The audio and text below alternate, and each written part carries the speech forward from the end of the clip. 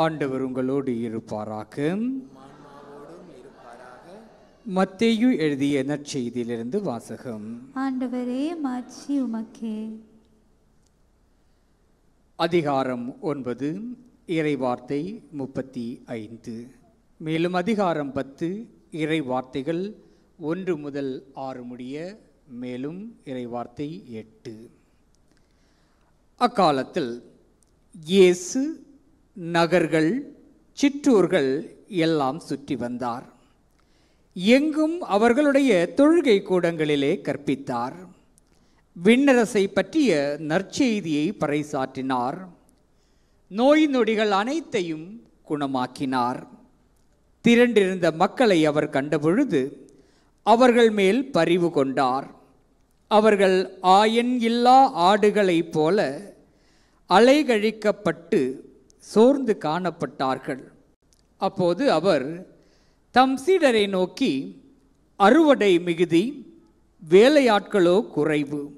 ஆகையால் தேவையான வேலையாளர்களை தமது அறுவடைக்கு அனுப்பும்படி அறுவடையின் உரிமையாளரிடம் மன்றாடுங்கள் என்றார். இயேசு தம் சீடர்கள் 12 தம்மிடம் வரவழைத்தார்.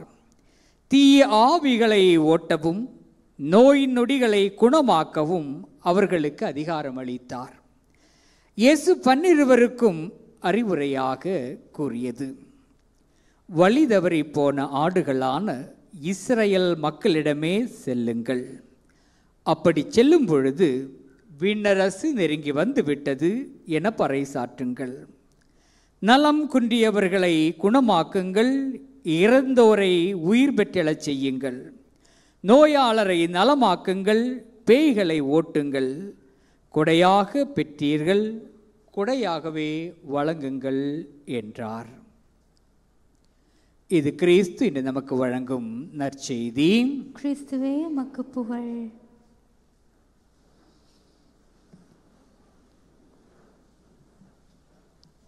இறைமகன் இயேசுவில் எனக்கு மிகவும் பிரியமான சகோதர சகோதரிகளே, இறைவன் நம் வாழ்வில் இடைப்பட்டு செயலாற்றுபவர் என்னும் தலைப்பிலே நாம் சிந்தித்துக் கொண்டிருக்கின்றோம். தொடக்க நூலிலே காயின் ஆபேலை பொறாமையின் காரணமாக கொலை செய்கிறான். அவன் கொலை செய்யப்பட்டு கிடந்த பொழுது தம்பியின் மரணத்திற்காக அண்ணனிடம் நீதி கேட்பவராக கடவுள் அங்கே வருகிறார். காயினிடம் உன் தம்பி எங்கே என்று கேட்கிறார். அவனுடைய மரணத்துக்கு நீதியை கடவுளே அவராகவே முன்வந்து அங்கு கேட்கிறார். இதுபோல விடுதலை பயணத்தை சற்று நாம் ஆழ்ந்து தியானித்தோம் என்றால், இஸ்ரேல் மக்கள் விடுதலைக்காக ஜெபித்தார்கள், காத்திருந்தார்கள். பார்வோன் மன்னனிடமிருந்து, எகிப்திலிருந்து அவர்கள் வெளியேற வேண்டும் என்று ஜெபித்தார்கள், முயற்சித்தார்கள். ஆனால் ஒரு கட்டத்திலே அந்த மக்கள் அடிமைகளாய் இருப்பதில் சுகம் காணத் தொடங்கினார்கள். சொந்த நாட்டிற்கு போக வேண்டும் என்பதையே அவர்கள் மறந்துவிட்டார்கள். ஆனால் இறைவன் மோயிசன் வழியாக அவர்களை மீண்டும் ஒருங்கிணைத்து அவர்களை பாலும் தேனும் பொழியும் ஒரு புதிய தேசத்திற்கு அழைத்து செல்ல கடவுளே முன்னெடுப்புகளை மேற்கொண்டார். அதாவது மக்கள் தங்களுடைய விடுதலையை மறந்த போதும் கூட கடவுள் நினைவுறுத்தி அவர்களுக்கு விடுதலை வாழ்வை தரக்கூடியவராக இருக்கிறார். புதிய ஏற்பாட்டு பகுதிக்கு வந்தோம் என்றால், விபச்சாரத்தில் பிடிபட்ட பெண்ணை இயேசுவிடம் அழைத்து வருகிறார்கள். எதற்காக என்றால், இயேசுவினுடைய முன்னிலையிலே அந்த பெண்ணை கல்லால் அடித்து கொல்ல வேண்டும். ஏனென்றால் மோசையினுடைய சட்டம் தவறான தொழில் செய்யக்கூடிய, தவறான வாழ்க்கை வாழக்கூடியவர்களை கல்லால் அடித்து கொல்ல வேண்டும் என்று சொல்லுகிறது. ஆகவே கொல்வதற்காக இயேசுவின் முன் அந்த பெண் கொண்டு வரப்படுகிறார். மெதுவாக இயேசு அந்த பெண்ணினுடைய பிரச்சனைக்கு உள் நுழைகிறார். எப்படி என்றால், உங்களில் குற்றம் இல்லாதவர்கள் முதல் கல்லை இவர் மேல் எறியட்டும் என்று சொல்லி அந்த பெண்ணை அந்த இடத்திலே பாதுகாக்கிறார். இயேசுவுடைய இந்த சொல்லை கேட்டதுமே ஒருவர் பின் ஒருவராக அந்த இடத்தை விட்டு நகர்கிறார்கள். அதாவது அந்த பெண் இயேசுவிடம் உதவி கேட்டு வரவில்லை, அவர் கொல்வதற்காக அங்கு கொண்டு வரப்படுகிறார். ஆனால் இயேசு அவராகவே அவருடைய அந்த பெண்மணியினுடைய பிரச்சனைக்குள் நுழைந்து அவரை காப்பாற்றுகிறார், அவருடைய உயிரை பாதுகாக்கிறார். அதோடு அவர் நிறுத்தவில்லை. தொடர்ந்து அந்த பெண்மணியை பார்த்து சொல்கிறார், அம்மா, இனி நீ பாவம் செய்யாதே. வாழ்க்கையின் உள்ளே நுழைகிறார், அவர் உயிரை காப்பாற்றுகிறார், பாவ வாழ்க்கையிலிருந்து அவரை தூக்கி வெளியே எடுக்கிறார். அலையா விருந்தாளியாக இயேசு உள்ளே சென்று அந்த பெண்ணினுடைய வாழ்க்கையை சில நிமிடங்களிலே அவர் மாற்றிவிடுகிறார். சக்கேயு என்னும் அந்த மனிதரை பற்றி, வரி வசூலிப்பவரை பற்றி நம்ம எல்லோருக்குமே தெரியும். அந்த சக்கேயு இயேசுவை தன்னுடைய வீட்டிலே விருந்திற்கு அழைக்க வேண்டும் என்று அவர் விரும்பவில்லை, இயேசுவோடு நேரத்தை செலவிட வேண்டும் என்று விரும்பவில்லை. மாறாக அவரை நான் பார்க்க வேண்டும். இயேசுவை பெரியவர் என்று சொல்கிறார்கள், போதகர் என்று சொல்கிறார்கள், இறைமகன் என்று சொல்கிறார்கள். அப்படிப்பட்ட அந்த இறைமகனை நான் மேலிருந்து ஒரு முறை பார்க்க வேண்டும் என்று மட்டும்தான் அந்த சக்கேயு விரும்புகிறார். ஆனால் இயேசுதான் அந்த மர உச்சியிலே இருந்த சக்கேயுவை பார்த்து, மகனே, கீழே இறங்கி வா என்று அவனை அழைக்கிறார். இயேசு அவனிடம் சொல்கிறார், இன்று உன் வீட்டில் நான் விருந்து உண்ண வேண்டும். தன்னுடைய வாழ்க்கைக்குள் இயேசுவை சக்கேயு அழைக்கவில்லை, மாறாக சக்கேயுனுடைய வாழ்க்கையில் இயேசு கடந்து செல்கிறார். அதுவரை பிறருடைய உணர்வுகளை புரிந்து கொள்ளாத கல் நெஞ்சக்காரனாக இருந்த அந்த சக்கேயு, ஏழைகளை வாட்டி வதைத்த அந்த சக்கேயு, இயேசு அவருடைய வாழ்க்கையிலே நுழைந்ததும் எல்லாவற்றையும், தன்னிடம் இருப்பவற்றை ஏழைகளுக்கு கொடுக்க தயாராக இருக்கக்கூடிய ஒரு மனிதனாக, ஒரு நீதிமானாக முற்றிலுமே மாற்றம் பெறுகிறார். இந்த மாற்றத்தை அவர் எதிர்பார்க்கவில்லை. இயேசுவை என்னுடைய வாழ்வுக்கு வாங்க வாங்க என்று சொல்லி அவன் இருகரம் கூப்பி அழைக்கவில்லை. மாறாக இயேசுவாகவே அவனுடைய வாழ்க்கைக்குள் கடந்து செல்கிறார். அங்கு ஒரு மிகப்பெரிய பாவி மனமாற்றம் பெற்று புதிய மனிதனாக, நீதியை நிலைநாட்டும் வேட்கை உடையவனாக அவர் அங்கு மாற்றம் பெறுகிறார். இயேசுவினுடைய சீடர்களை இன்றைய நற்செய்தி வாசகத்திலே அவர் பணிக்காக அனுப்புகிறார். பேய்களை ஓட்டுவதற்கான ஆற்றலை கொடுக்கிறார், நோய்களை நீக்குவதற்கான ஆற்றலை கொடுக்கிறார். அவர்களை ஒரு மிகப்பெரியவர்களாக, தனக்கு இணையானவர்களாக மாற்றி ஒரு பணிக்காக அனுப்புவதை இன்றைய வாசகத்திலே நாம் அழகாக வாசிக்க கேட்டோம். இந்த சீடர்கள் எப்படிப்பட்டவர்களாக இருந்தார்கள்? மீன் பிடித்து கொண்டிருந்தார்கள். கடலோரத்திலே சாதாரணமாக மீன் பிடித்து அன்றாட வாழ்க்கையை மேற்கொண்ட சாதாரண மனிதர்கள், பலவீனமானவர்கள், இன்னும் சிலர் வரி வசூலித்தவர்கள். இப்படி இந்த சமுதாயத்திலே புறக்கணிக்கப்பட்ட, ஓரங்கட்டப்பட்ட மனிதர்களை தேடி சென்று அவர்களுடைய வாழ்க்கைக்குள்ளாக இயேசு கடந்து சென்று அவர்களை மிகப்பெரிய மனிதர்களாக, தனக்கு இணையானவர்களாக, ஒரு இறைமகன் இந்த மண்ணிலே என்னென்ன பணிகளை செய்தாரோ அதே பணிகளை செய்யக்கூடிய ஆற்றல் உடையவராக சாதாரணமானவர்களை, வரி வசூலித்தவர்களை, மீன் பிடித்தவர்களை, இந்த அனாவிம்கள் பட்டியலிலே இருந்த அந்த சாதாரண மனிதர்களை உயர்த்துகிறார். ஆண்டவரே, வாங்க, எங்க வாழ்க்கையை மாற்றுங்க என்று அவர்கள் கேட்கவில்லை. ஆண்டவராகவே கடந்து அவருடைய வாழ்க்கைக்குள்ளே செல்கிறார். அவர்களுடைய வாழ்க்கையை முற்றிலுமாக மாற்றி விடுகிறார். புனித பவுல் அடிகளாரை பற்றி நம் எல்லோருக்குமே தெரியும். அவர் கிறிஸ்தவத்தை அழிக்க வேண்டும் என்னும் உறுதியான இலக்கை நோக்கி வெறித்தனமாக பயணப்பட்டவர். கிறிஸ்தவத்தினுடைய, நம்முடைய கத்தோலிக்கர்களுடைய முதல் மறைசாட்சியான முடியப்பருடைய சாவுக்கு காரணமாக இருந்த மனிதர். அவர் ஒரு பயணத்தின் போது அவரை இயேசு ஆட்கொள்கிறார். அப்போது அவர் கேட்கிறார், நீர் யார் என்று கேட்கும் பொழுது, நீ துன்புறுத்தும் இயேசு நான் தான் என்று சொல்லி பதில் சொல்கிறார். அதாவது தனக்கு எதிராக இருந்த ஒரு மனிதனிடம் தான் தோற்றுவித்த அந்த கொள்கைகளை, அந்த இறையாட்சி சமூகத்தை உடைக்க வேண்டும் என்று போராடிய ஒரு மனிதனை இயேசு இதயத்திற்குள் கடந்து சென்று அவரையும் தன் பணிக்காக அழைத்து வருகிறார். தன்னுடைய கொள்கையை அழிக்க வேண்டும் என்று நினைத்த அந்த மனிதனையும் இயேசு உள் சென்று தன்னுடைய சீடராக மாற்றுகிறார். இப்படி பல உதாரணங்களை அடுக்கிக் கொண்டே போகலாம்.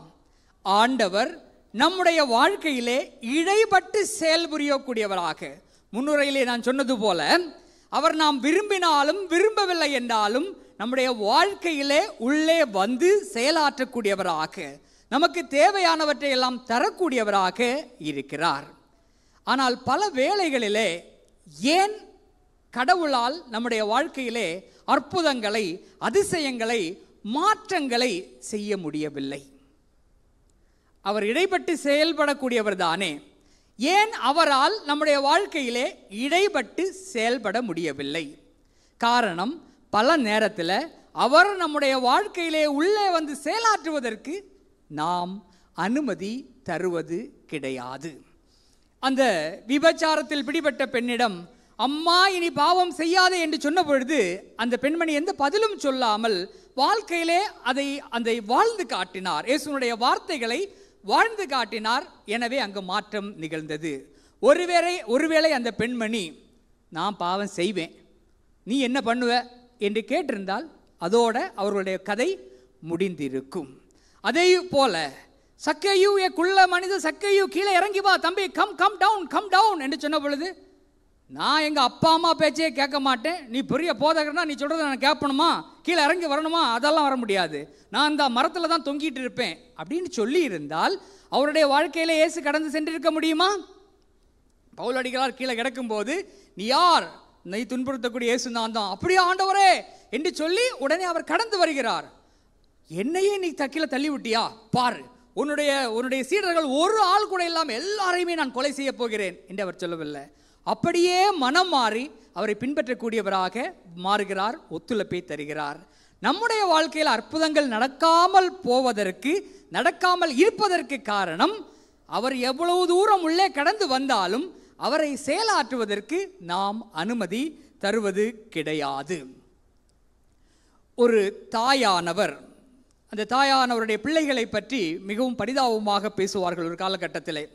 அதாவது அந்த தாய்க்கு 3 பிள்ளைகள், அதில் மூத்த மகன் நோயாளி. ஒரு வாரத்தில் குறைந்தது 3 முதல் அந்த வாரம் முழுவதுமே அவர் மருத்துவமனையிலே இருப்பார். ஒரு நோயாளி, பிறந்த 6 மாதத்திலிருந்து அவர் நோயாளியாக இருக்கிறார். 2வது மகன் மிளகாய் கரைச்சலை நல்லா கரைச்சி வாயில ஊற்றி, இனிமேல் நீ கெட்ட வார்த்தை பேசக்கூடாதுன்னு சொல்லி அந்த வாயில பிளாஸ்டர் போட்டு வச்சுட்டு அவுத்து விட்டதும் அந்த மிளகாய் கரைசலை கீழே துப்பிட்டு மீண்டும் கெட்ட வார்த்தை பேசுவார். அப்படிப்பட்ட அருமையான ஒரு மகன் 2வது மகன். அப்படின்னா நல்ல கேரக்டர், நல்ல குணநலன்கள் இல்லாத ஒரு பிள்ளை. 3வது பிள்ளை படிப்பு வராது, சுட்டு போட்டாலும் படிப்பு வராது, இப்படி சொல்லப்படக்கூடிய ஒரு பிள்ளை. ஆனால் இந்த அம்மா நேர்மையானவர், பக்தி நிறைந்தவர், கடவுளுக்காக வாழ்பவர், அதிக நேரம் கடவுளுக்காக ஜெபத்திலே செலவிடக்கூடியவர். அந்த ஊர் மக்களுக்கெல்லாம் இந்த தாயின் மீது ஒரு மிகப்பெரிய பரிதாபம். எவ்வளவு நல்ல சகோதரியாக இவர் இருக்கிறார், இப்படிப்பட்ட பிள்ளைகள் இவர்களுக்கு பிறந்திருக்கிறதே என்று. காலங்கள் கடந்து ஓடின. இப்போது அந்த பிள்ளைகள் எல்லாம் வளர்ந்து பெரியவர்களாகிவிட்டார்கள். அந்த மூத்த மகனுக்கு 40-45 வயதெல்லாம் ஆகிவிட்டது. ஒரு காலத்தில் இந்த தாயை பார்த்து பரிதாபப்பட்டவர்களெல்லாம் இன்றைக்கு அப்படியே அந்த தாயை பார்த்து வியந்து போயிருக்கிறார்கள். ஏனென்றால் வாரத்தில் பெரும்பாலான நாட்கள் மருத்துவமனையில் நோயாளியாக இருந்த அந்த பிள்ளை இன்று மருத்துவமனையில் ஒரு மருத்துவராக இருக்கிறார். இந்த வாயில் அந்த மிளகாய் கரைசலை உள்ள ஊற்றினாலும் அதை கீழே துப்பிட்டு கெட்ட வார்த்தை பேசக்கூடிய அந்த மகன் இன்று காவல்துறையிலே, சிறைத்துறையிலே, சிறையினுடைய தலைமை காவலராக, ஒரு வார்டனாக, சிறையினுடைய வார்டனாக இன்று பணியாற்றி கொண்டிருக்கிறார். படிப்பே வராது என்று சொல்லப்பட்ட அந்த குழந்தை இன்று இளம் விஞ்ஞானியாக சிறப்பாக பல ஆராய்ச்சிகளை ஒரு வருடத்திற்கு புதிதாக ஒரு விஷயத்தையாவது கண்டுபிடிக்கக்கூடிய ஒரு இளம் இயற்கை விஞ்ஞானியாக அவர் மாறியிருக்கிறார். ஒரு முறை அந்த தாயினுடைய கதைகள் எல்லாம் கேட்ட பின்பு எனக்கு அந்த தாயிட்ட பேசணும்னு ஒரு ஆசை. அப்போ அந்த அம்மாட்ட போய் நான் கேட்டேன், அம்மா எப்படி அம்மா இப்படிப்பட்ட ஒன்றுக்கும் இல்லாத பிள்ளைகளை இப்படி பெரியவர்களாக உருவாக்கி இருக்கிறீர்கள், ரியலி யூ ஆர் கிரேட், எப்படி அம்மா உங்களால் முடிந்தது என்று சொன்ன பொழுது அந்த அம்மா சொன்னாங்க, நான் என்னத்தை செஞ்சேன், நான் ஒன்றுமே செய்யலை. நான் ஒவ்வொரு நாளும் கடவுளிடம் போய் ஜெபிப்பேன், ஆண்டவரே இந்த 3 பிள்ளைகளையும் நீர் கொடுத்தீர், இது நீர் கொடுத்த பிள்ளைகள், என்னுடைய கடமை நல்லதை சொல்லிக் கொடுக்க வேண்டும், அவர்களுக்கு தேவையான அடிப்படையான விஷயங்களை செய்து தர வேண்டும், அதை நான் செய்கிறேன். மற்றபடி என்னுடைய நோயாளி பிள்ளை நோயிலிருந்து மீண்டு வருவதும், என்னுடைய ஒன்றுக்கும் உதவாத அந்த உதவாக்கரை மகன் மனம் மாறுவதும், படிப்பே வராத என்னுடைய பிள்ளைக்கு ஏதாவது ஒரு வாழ்க்கையில் ஏதாவது ஒரு பிடிப்பை தருவதும் உம்முடைய கையில் இருக்கிறது என்று நான் அவருடைய கையிலே எல்லாவற்றையும் விட்டுவிட்டேன். உண்மையிலேயே என் பிள்ளைகள் இன்று இருக்கக்கூடிய நிலையை நான் ஒரு கனவில் கூட கண்டதில்லை. ஒரு கடந்து மறையக்கூடிய வந்து போகக்கூடிய ஒரு கனவாக கூட என்னுடைய பிள்ளைகள் இந்த நிலையில் இருப்பார்கள் என்று நான் எதிர்பார்க்கவே இல்லை. நான் அவர்களுடைய வாழ்க்கைக்குள் சென்று அவர்களை மாற்றவில்லை. என் தேவன், என் கடவுள் என்னுடைய பிள்ளைகளுடைய வாழ்க்கைக்குள் சென்று அவர்களை மாற்றியிருக்கிறார். இன்று அவர்கள் இருக்கக்கூடிய நிலை என்னால் உருவாக்கப்பட்டது அல்ல, கடவுள் அவர்களுடைய வாழ்க்கைக்குள் கடந்து சென்று கடவுளால் உருவாக்கப்பட்டதுதான் இன்று என்னுடைய பிள்ளைகள் இருக்கக்கூடிய அந்த உன்னதமான நிலை என்று சொல்கிறார். அன்புக்குரியவர்களே, கடவுள் என்றும் எப்பொழுதும் நம்முடைய வாழ்க்கையிலே கடந்து வந்து நம்மை தேற்றக்கூடியவராக, நம்மை மேலே எடுக்கக்கூடியவராக, நம்மை தூக்கி விடக்கூடியவராக செயல்பட்டு கொண்டே இருக்கிறார். நாம் தான் அவருக்கு அனுமதி கொடுக்காமல், அவரை உள்ளே வரவிடாமல் தடுத்து கொண்டிருக்கிறோம். இந்த நாளிலே சிந்தித்து பார்ப்போம். நம்முடைய வாழ்க்கையிலே கடந்து வர ஆவலாக இருக்கக்கூடிய அந்த இறைவனுக்கு ஒரு வாய்ப்பை கொடுப்போம். என்னுள் வர ஒரு வாய்ப்பை கொடுப்போம். சில வினாடிகள் மௌனமாக தியானிப்போம்.